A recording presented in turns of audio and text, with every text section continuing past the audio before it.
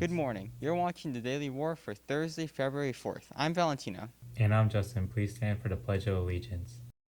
I pledge allegiance to the flag of the United States of America and to the republic for which it stands, one nation, under God, indivisible, with liberty and justice for all. A huge thank you to the African American Culture Club for highlighting a member of Black History Month. Today we look at a man who walked over 500 miles to fulfill his dream to receive an education.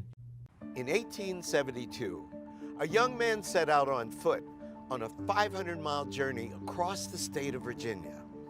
His name was Booker T. Washington, and he was heading for the Hampton Institute, a school that had been founded for the training of the freedmen and the freedwomen following the Civil War.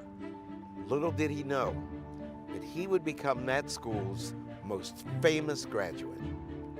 He takes both agricultural courses as well as academic courses. He excels at both, but he's most taken by the philosophy that African Americans should try to build economic power through industrial education.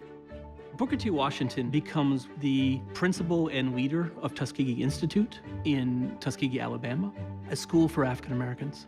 His success brought him a great deal of national attention and launched him onto the lecture circuit.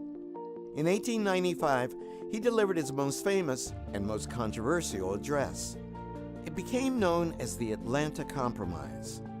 The speech was artfully crafted to impress his largely white and extremely conservative audience.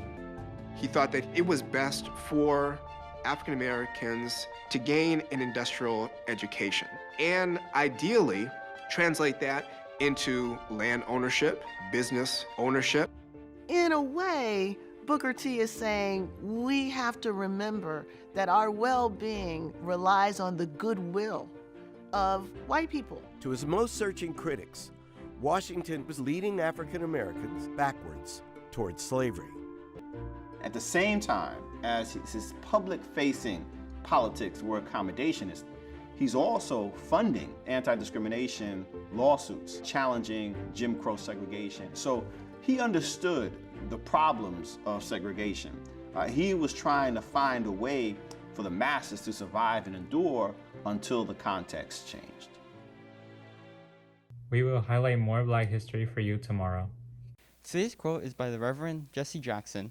If you fall behind, run faster. Never give up, never surrender, and rise up against the odds. That's it for today. We'll see you tomorrow, Lions.